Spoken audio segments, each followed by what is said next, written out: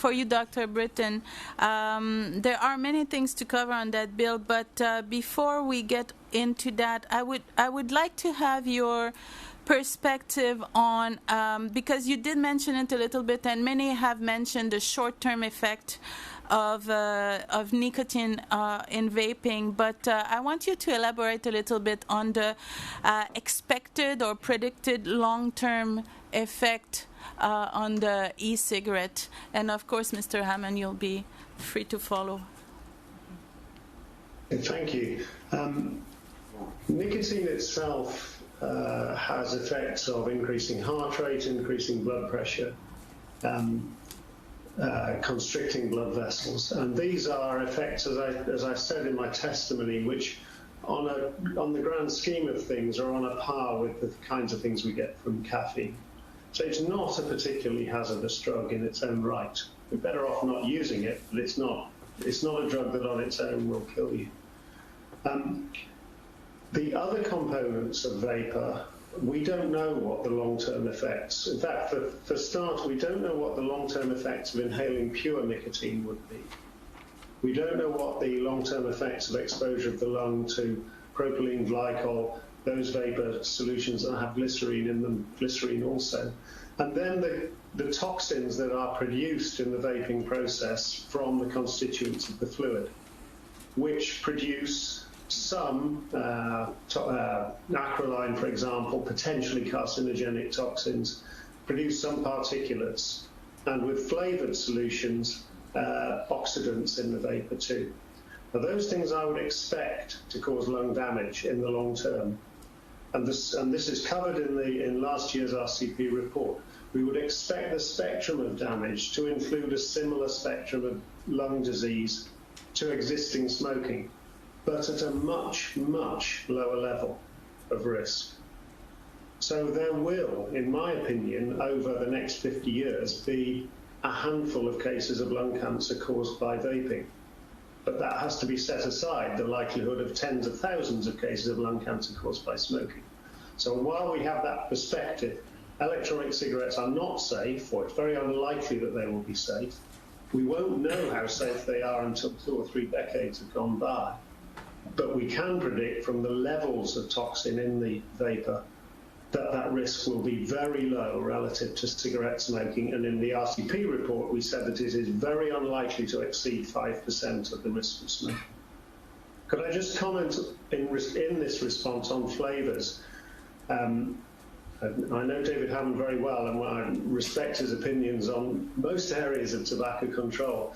The experience of flavors in the United Kingdom is that many smokers find pure nicotine solutions aversive to use. I find that surprising because they can inhale tobacco smoke, but they find nicotine solutions aversive. And many smokers use flavors which we might consider to be children's flavors to make vaping acceptable to them. And that's why I think in many ways you have it right in that you are saying that you can't advertise a flavor as a child-friendly flavor. But I think taking flavors away from vaping will dramatically reduce the number of smokers who make the switch, and that will be bad for public health. Thank you, Dr. Britton. Dr. Hammond. I would echo everything that Dr. Britton has said about the long-term health effects. This debate has been one of the more difficult ones for the public health community. And on the face of it, it would appear like there's a lot of contradictory evidence. But really, I think there's been 2 arguments. One half of folks are saying that e-cigarettes are likely to be harmful, and the other half is saying that they're less harmful than smoking. Both of those things are likely to be true. I've read, tens of thousands of industry documents, and you can go back to the 1950s when Philip Morris researchers said, even back then, I don't think we can clean smoke very much. We'll try, but if we have to, we're probably going to have to deliver nicotine through something else like vapor. We have a tendency to treat e-cigarettes as if they're an alien product. We already have medicinal products that deliver nicotine through different means. If you chew gum, you absorb nicotine in your mouth or upper throat. If you have a patch, you absorb it through your skin. So the mode of delivery is very important in terms of determining the level of risk, and nothing is as dirty as smoke. And so the bind that we're in, as Dr. Britton has said, is that it will be several decades before we can precisely estimate what the risk is, and that's because there's a lag period for a lot of these diseases. But there is ample evidence to state right now that vaporized products will be less harmful than smoked tobacco products, and they are also very likely to produce harm. And that's why I always use the frame harmful but less harmful than smoking. And I think it's taken a few years, but you're starting to see that consensus reflected in public health authorities. Thank you. Senator Seidman to be followed by Senator Eggleton. Thank you. Thank you both very much for your presentations, and I would like to follow along in this line of questioning, if I may, because both of you have made reference to harm reduction and comparison of risks. And Dr. Britton, you particularly have talked about Sweden as an example of evidence where, in fact, a tobacco product was used non-combustible. This piece of legislation, Dr. Britton, you have specifically said precludes this kind of comparison of risks. And although e-cigarette products can go through the normal FDA channels, but tobacco, non-combustible tobacco products cannot. So what I'd like to perhaps ask both of you, starting with Dr. Britton, because you very clearly refer to this issue, is that clause that you refer to in this legislation, how can we fix it? If it's so important to be able to talk about harm reduction and comparison of risks, what should we do with this piece of legislation to fix that? Dr. Britton. Well, I think it's important that health professionals, public health opinion leaders, governments can talk about these products in the way that Dr. Hammond has said, of just acknowledging the truth, which is they are not safe, but they are substantially less harmful than smoking. But without that strong message, smokers reach the conclusion that they're much the same. And therefore, if the government isn't endorsing them, or if my doctor isn't endorsing them, I might as well carry on smoking. So I would just take out the prohibition of making any comparison. I think if this depends on how the FDA laws work for you. In the United Kingdom, electronic cigarette promoters are not allowed to say that this product will help you stop smoking because that's a medicinal claim. And to make that, they would have to go through the British equivalent of approval through the MHRA, Medicines Healthcare Products Regulatory Authority. And it would be nice if some of them did that. However, our MHRA has taken what it views as a liberal line on nicotine regulation for products such as electronic cigarettes since 2010, and not one product has achieved a medical license and appearing on the market. So whilst I think we would all prefer that these products met medicine standards to guarantee minimum risk to users, the reality is that medicines regulation is too complex, too slow, and people are dying as a consequence of the lack of products while we wait for medicinal approval. So anyway, so the compromise that we have in the UK is that you can't make a claim that makes it sound like a medicine, but you can say this product is likely to be substantially less harmful than smoking. So make the switch. Thank you. Dr. Hammond.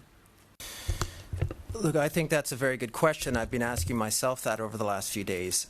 I mean, I'll start by saying that, therapeutic claims in terms of cessation, we have a framework for that through the Food and Drug Act. I think that's important, particularly given that it allows potentially for greater advertising, and companies should be incentivized to go through that product if they believe that they have a therapeutic one. So I think that remains important.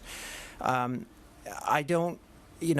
I would suggest or prefer is a tightly regulated claim. I'm very conscious of letting the industry dictate the communication on health and relative risks, and I think that there are some concerns there.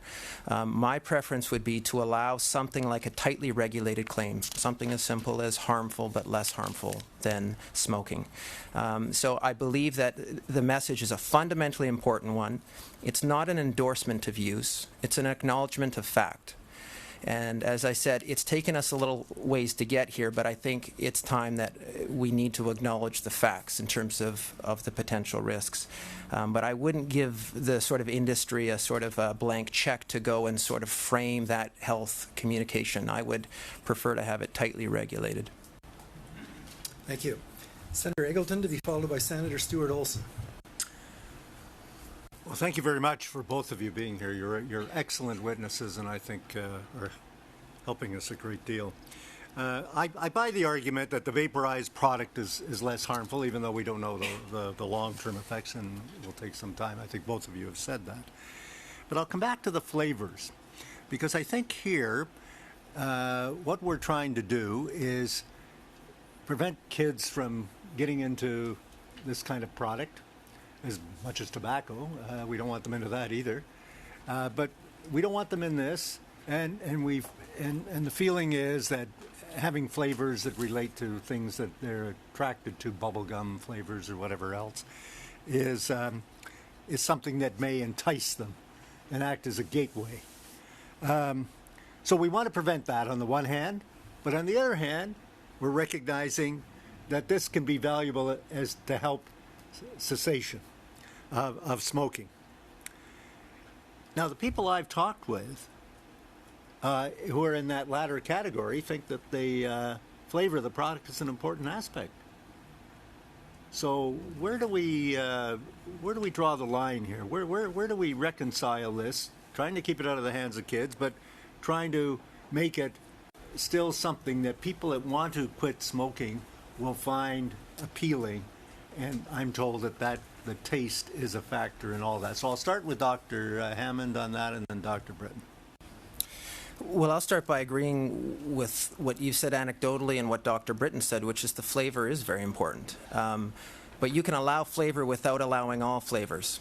And, we know, so we've done research asking, tens of thousands of youth, have you tried and what flavor? We've done experimental studies to test the appeal of different flavors.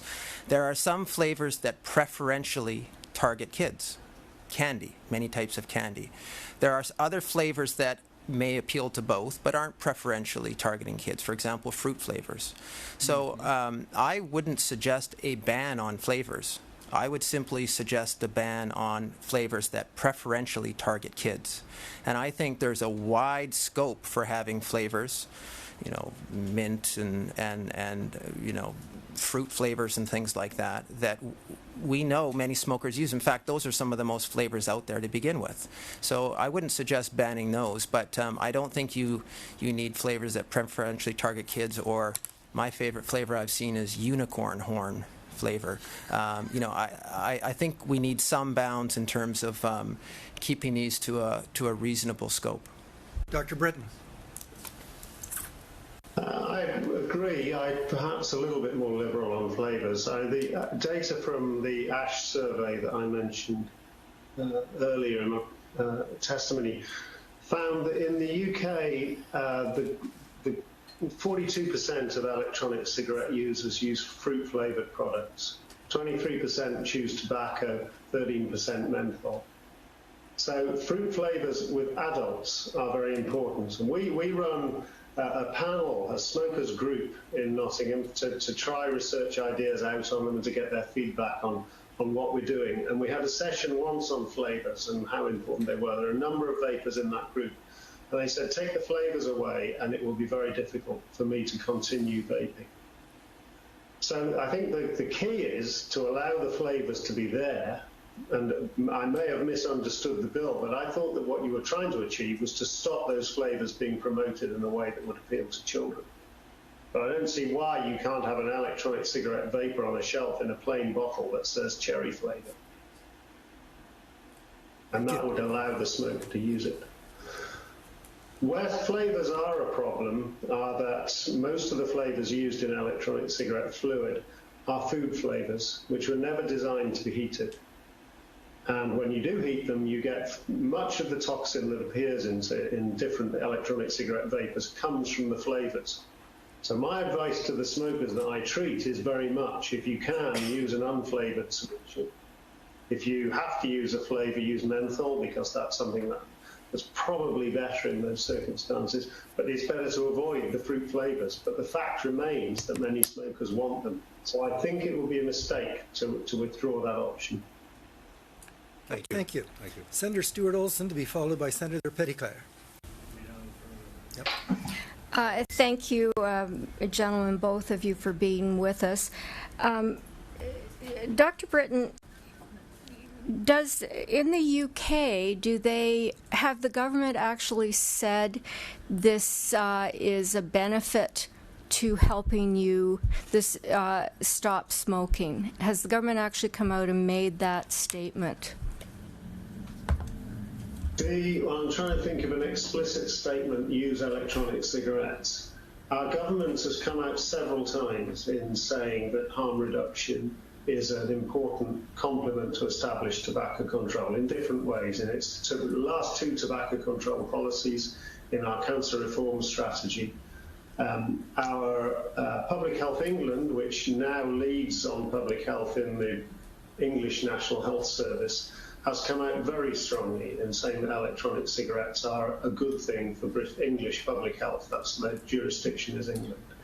And have published a document a year or so ago listing the medical organisations that support that position, and it is the great majority.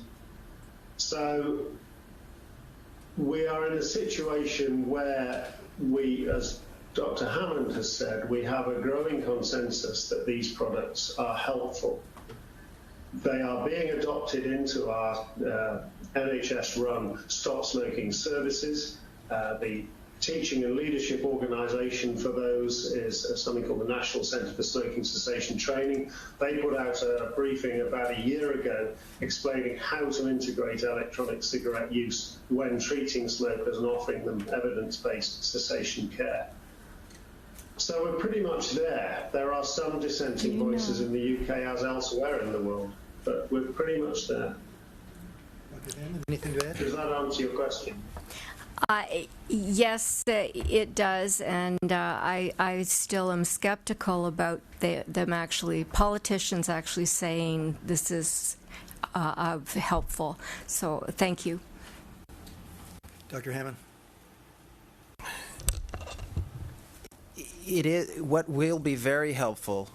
I mean, I'm a researcher. We always think there should be more research, but we do need more evidence to understand, for example, are e-cigarettes equally effective as other forms of nicotine replacement therapy? Are they more? Are they slightly less? We know that they're certainly more appealing to use. But I would go back to what Dr. Britton said, which is I think it's important to separate the 2 points. One is with respect to their relative harm, and the other one is with respect to the efficacy as a cessation device.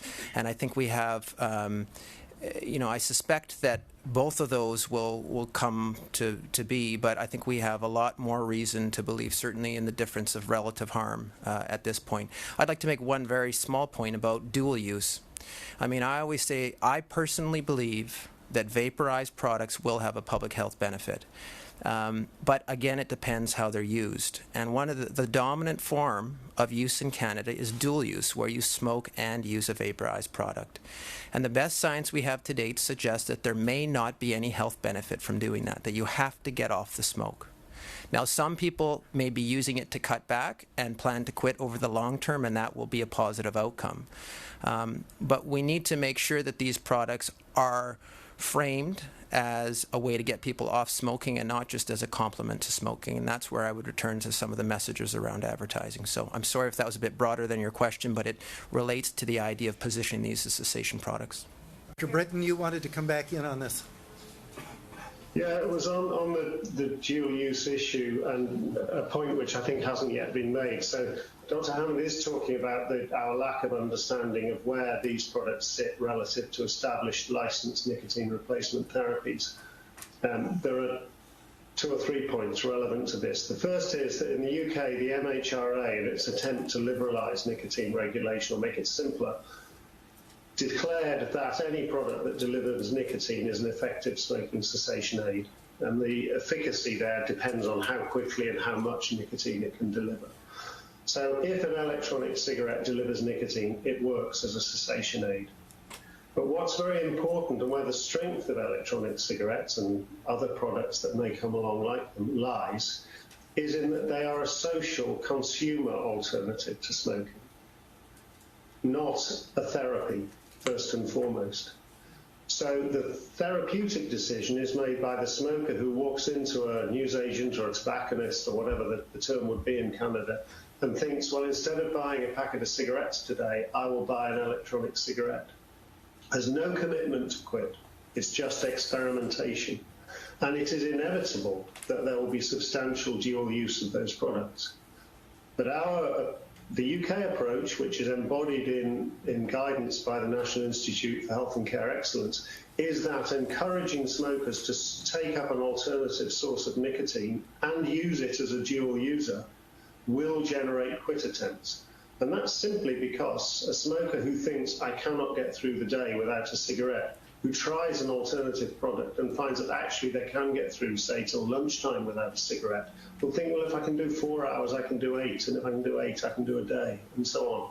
And the evidence is good that smokers who start using an alternative nicotine product alongside smoking are much more likely, twice as likely, to progress to quit than those who do not. I entirely agree with Dr. Hammond that while they're dual using, the benefit to health is negligible.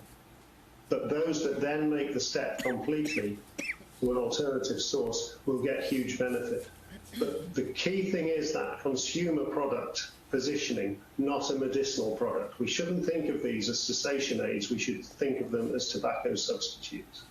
Thank you. Senator Petitclerc, to be followed by Senator Seidman. Merci beaucoup. My question. Thank you. Dr. Britton, as you know, this bill is really trying to achieve this balance in protecting our youth and giving access to smokers who want to stop. So I want to hear you about, in your experience, in the UK experience, if you saw a bit of a side effect in terms of the market, you know, once you have the vaping products and the advertising and maybe the promotion or information of it, do you feel that the UK was able to contain vaping products to smokers wanting to quit, or did it attract a whole new market of non-smokers starting to vape? Is what I'm trying, because I know we're talking about the gateway situation with the kids, but maybe on a broader term for kids for sure, but also for non-smokers, adult, and if you want to do that. Dr. Britton. Thank you. Thank you. The short answer is that in the UK, electronic cigarettes are being used almost exclusively by smokers. So the concern that you express is one that we all share, that children become addicted to these products and move on to become smokers. And for the 4 years or so that we have decent data in the UK, that just hasn't happened. Use of nicotine by non-smoking children is negligible. And if you think about it, that makes sense, because unlike most other drugs that have a street trade or an illegal trade, nicotine doesn't make you feel good. So early experiences with nicotine, as anybody sitting around your table now will recall, are actually quite aversive. So there is a lot of child experimentation with electronic cigarettes in the UK because adolescent kids try things. But for the great majority of those, it's a trial and then thinking, what's the point, and move on to the next thing. So use by never smokers is negligible. So thus far, at least, we have no grounds to be concerned that there will be a big gateway effect. Dr. Hammond? Yeah, and I can certainly speak to the Canadian market. You know, we have had a very large number of Canadian youth, including non-smokers, try e-cigarettes. But it is also true that very, very few of those go on to use them regularly. So most of them just try it, and it looks like they try it once or twice, and that's it. So I would say, like the UK, we have I think it's fair to say, negligible levels of regular use among non-smoking youth, and that's very important.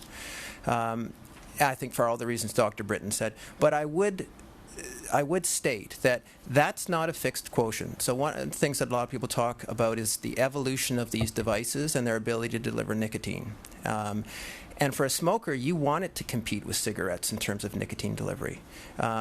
And there's a lot of talk about promise of better nicotine delivery over the coming years. And so that conversion factor, which is very low right now from trial to regular use, that may not be a fixed quotient. Now, I don't say that in an alarmist way. I've stated that I believe that we should make these products more available to smokers, but I would just note that it's not a given. And that along with the product itself and the drug itself, that's where marketing and promotion are very important in terms of shaping who uses the product. So, the bill is trying to achieve that balance, and I think it's important that it seeks to do so. Thank you. Senator Seidman, followed by Senator Eggleton. Thank you. And both of you are providing us with enormously important testimony, and I thank you both very much for that. I did want to ask you about the gateway effect and whether cigarettes, e-cigarettes specifically, would tend to renormalize smoking after, long public health anti-smoking campaigns over decades. And you've partially addressed that issue, but there isn't a whole lot of scientific evidence to date on this matter. And I'm wondering if you can help me understand, if I look at, for example, 1 in 4 Canadian youth aged 15 to 19 reported ever having tried an e-cigarette, and 1 in 3 young adults 20 to 24. This is the, up-to-date 2015 numbers. So 18% of students in grades 6 to 12 have ever used an e-cigarette. Okay, so it's pretty low, but what do you think, and what kind of science do we need to determine that, in fact, that we're not en route to renormalization of smoking for a whole new generation? Dr. Hammond. Dr. Hammond, perhaps you could start. We don't know, and we can't know ahead of time. What we do know is the ways in which advertising and marketing shapes social norms and how it's done that for tobacco. And we've got the first half of the last century in terms of promoting its uptake, and then we have the second half of the century trying to unravel that. And we see it in the conclusion with something like plain and standardized packaging. So we know it can be done, and I think I consider myself to be quite a centrist on this type of issue. But when you think about allowing advertisements on TV and radio, and when you consider, even if you try and prevent cross-branding, it is extremely difficult, as I said, to determine what is adult-oriented and what is youth-oriented. And by the time we figure it out and we act, it's 5 or 10 years later.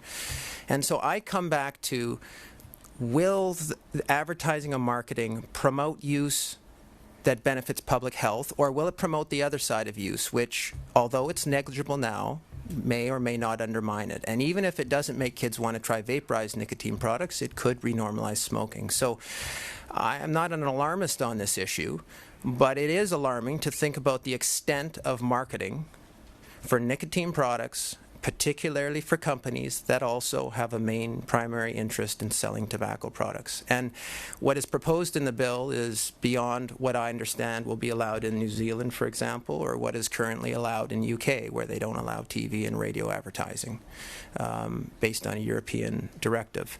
So I'm not sure I have a satisfactory answer to your question, but I think even though we haven't seen it to date, it remains a possibility, and advertising and marketing, above all, I think will be the determinant of that. Because you're making an important point. And so are you suggesting that this bill ought to be more restrictive as far as advertising is concerned to youth? I am. I think you can think about, I think about advertising 2 ways. One, in terms of its content, so that would be whether it's appealing to youth or not, and the second one is where it's allowed in channels. And I think again, I do not believe that allowing lifestyle advertising will make a smoker any more likely to switch. They have every incentive to do so, and I think there are other very important ways of incentivizing that through price, differential health warnings, and things like that. So I personally don't see the value of lifestyle advertising. Secondly, I'm concerned about advertising in channels, even if it's meant to be non-lifestyle advertising that will be viewed by our children, and that would be TV, radio, and some of those other mainstream channels. And did you say there was a particular country that we ought to have a look at as a model? I was just pointing out that my understanding is that New Zealand has proposed new regulations as of last week, and my understanding is that they have not allowed adult-oriented advertising in TV and radio. My understanding is that that's no longer allowed in the UK. So those could be possible models, but I don't pretend to know those regulations terribly well. Okay, thank you. Dr. I'm going to follow up here. Dr. Hammond, related to this, you made a comment earlier with regard to the possible conversion of youth vapor smokers, into tobacco. One of the issues around this. Could you elaborate as to whether there is any evidence that you're aware of that a youth taking up vaping, what percentage go on to be smokers? We will actually have a study come out in a medical journal very soon that shows that we follow people up over time. And so we followed kids up, about 20,000 kids over 12 months. And everyone was a non-smoker at the start. And the kids among those who are non-smokers who tried a vaping product were much more likely to go on to become a smoker. But here's the thing with that. We call it the gateway effect. It's true for tobacco and alcohol and marijuana, and most of that is that the kids who are likely to smoke are also likely to try a vaping product. So this is, again, in the fog of all these findings. So is there association? Yes. Is it causal? It's probably just the common factor of the kids who like to do those things. It's like predicting one nicotine product with another.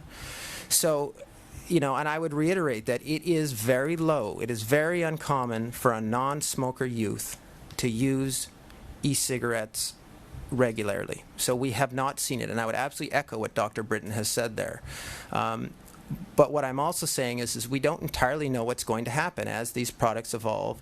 And if you have a wave of advertising and marketing for products like we haven't seen in several decades, I don't know that that will be the case, but I can't tell you that that wouldn't be a problem either. Okay. Dr. Britton, do you have anything to add to this particular discussion? Well, in answer to the question of how we keep tabs on what is going on, I think it's the more crucial than ever to be monitoring smoking and nicotine use behaviours in young people and in adults. That's where the proof of the pudding lies. So we have the good fortune to have decent surveys of young people across the UK, and they all show the same thing as Dr. Hammond has said, which is negligible use by non-smokers. And I entirely echo the comments that children who are more likely to try vaping products are much more likely also to be trying cigarettes anyway. They come from families where people smoke, or maybe where those smokers have become vapers. They're exposed to the products, they're more likely to use them.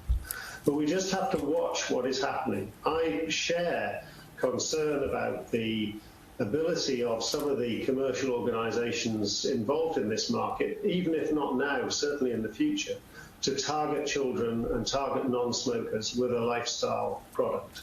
And that would be negative for public health. So there is a very strong case to restrict and control and monitor advertising. But the proof of the pudding is in who's using the product and how long for. And at the moment, the signs in the UK for sure are that both among children and among adults, use by never smokers is negligible. Thank you. Senator Hartling, to be followed by Senator Eggleton. Thank you. Thank you very much. Well, it's 8 minutes. I'm questioning, I guess, about a lot of us are really familiar with secondhand smoke and how that affects us and is harmful. So I'm wondering about the vaping or the e-cigarettes. Is there any research done on the effects of that? Can it affect us, and how could it affect us? Anything on that? Could you want to start, Dr. Hammond? Sure. I think you can sort of make some inferences from what we believe to be the case with the direct health effects, which is there's just a lower level of chemicals, there's fewer chemicals in the air, and so it may present a public health risk, but it won't be the same as smoking. And I think my understanding of the regulations in Canada, which as I understand are mainly provincial, is that it prohibits vaping in public spaces where smoking is prohibited, and I would suggest that that is a reasonable preventive measure, which isn't to equate the two risks. Mm-hmm. Okay. Dr. Britton, do you wish to comment on this? Yeah, but I agree that on the levels of risk, and we've discussed this already. On use in public places, I think it's a serious error to categorize electronic cigarettes with tobacco cigarettes in that context. The evidence for harm from vapor to others is tenuous at best. Mm-hmm. Mm-hmm. In my view, not using an electronic cigarette in an enclosed, particularly one that produces clouds of vapor, is a courtesy issue. It's just not a pleasant thing to do. But equally, I recall sitting on a train to Stockholm station once and realizing well into the journey that the man sitting opposite me had been using an electronic cigarette all the way through that journey. He wasn't exhaling clouds of vapor, and I could no more object to that than if he'd taken out a salbutamol inhaler to relieve his asthma. Mm-hmm. Mm-hmm. So, but there's the further issue of, for example, in Britain anyway, we have a very high prevalence of smoking in mental health populations. We have a big problem with smoking in hospitals providing secondary care.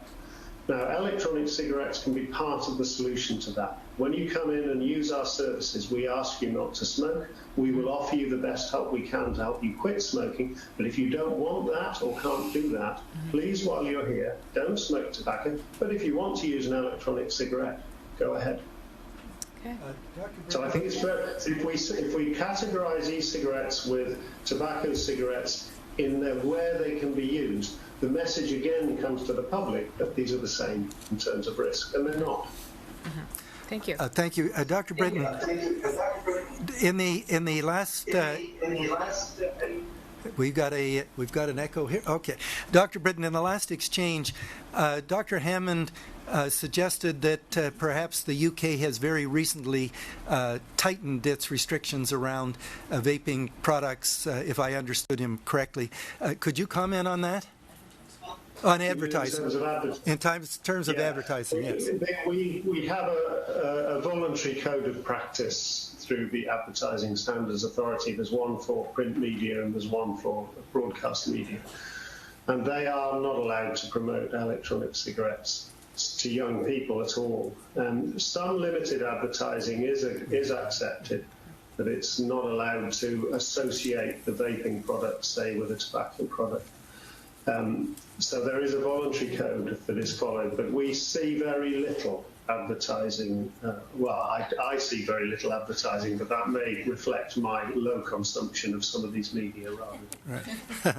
Right. We have voluntary agreements in our advertising industry, but it's restricted to those who are members of the association. Dr. Hammond? My understanding is that in 2016, through a European directive, it banned tobacco advertising and radio, so that's not voluntary. It gives countries the option to do things like billboard advertising. Scotland has decided not to do that. My understanding is that England right now is still permitting them. So my understanding is that because of a European directive, that TV and radio advertisements are no longer allowed. Dr. Britton? That's in the process of coming into force. The new Tobacco Control Directive becomes law on the 20th of May. Okay, so what Dr. Hammond summarized is in the process of becoming effective. Yes, our advertising, so went from free advertising through the Advertising Standards Authority controls, which, yes, they are voluntary controls, but they are reasonably well adhered to, and certainly through a complaint process, adverts that are deemed to have broken the code are then removed. But yes, things are getting much tighter in May.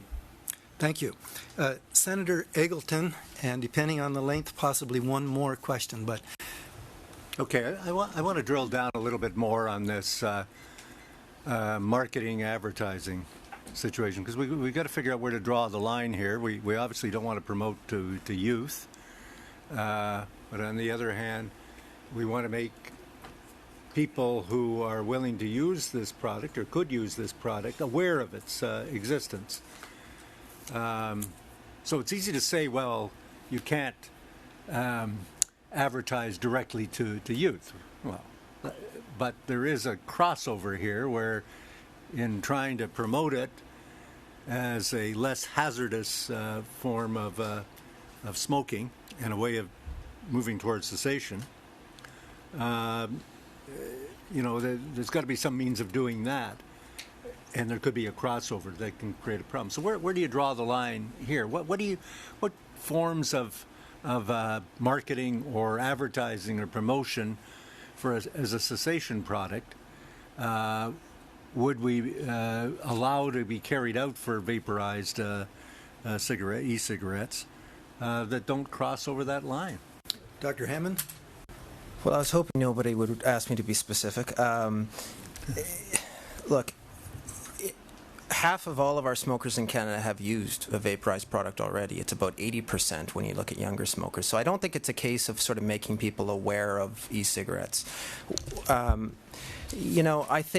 also stated earlier that I think it is important to provide market advantages to the less harmful products. So vaporized products should be allowed to be promoted more than smoked products.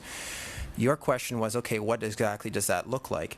I think you can have, I keep saying tax price because that is a very important determinant. So I think you can have differential taxation price levels. I think you can have different types of health warnings. So if cigarettes are ultimately sold in plain, standardized cigarette packaging, you could allow brand imagery on vaporized products. You could allow product displays in retail outlets, which are currently prohibited for smoked products. You could allow more price promotions. And perhaps you could allow some non-lifestyle advertising in adult-oriented settings, so bars, direct mail. So I don't pretend to have the exact answer on where you should draw the line, and there is no objective answer to your question, I don't think. It's possible that Dr. Britton or others would draw that line somewhat more liberally, but I suppose I'm guided by being a bit more cautious about allowing advertising. It's much, much easier to permit more advertising in the future than it is to scale it back. It's a lot harder to put the genie back in the bottle, so perhaps I'm being a bit more conservative, but I think you can still incentivize vaporized use over smoked without necessarily going to the full lengths that are in the bill at the moment. Dr. Britton, do you have a quick comment? Broadly, I would agree with that position. The only thing is that many smokers have yet to try electronic cigarettes, and even, in the UK still, we have a substantial proportion of smokers who believe that nicotine is hazardous and that they shouldn't use these products for that reason. So I think there's a very strong case for health promotion messages to establish smokers. But this also comes back to the denormalisation or renormalisation arguments. What's happening in Canada and in Britain is that smoking rates are falling very quickly. And in Britain, since electronic cigarettes became widely used, we've seen prevalence fall by 0.9 of a percentage point each year for the last 3 years, in the absence of any new significant policy. Our standardised packaging comes in next month. So that is a huge fall for free, really, just from a consumer solution to the problem. We are seeing smoking becoming denormalised. And if the other side of that coin is that electronic cigarette use becomes normalised, I wouldn't have a problem with that. The benefits to society long term, if all of our smokers switch directly to electronic cigarettes as a result of advertising, and even let's say it, some people become nicotine users as a consequence of that process, will still be less than the status quo, which is to have a fifth or a sixth of our adults killing themselves with tobacco.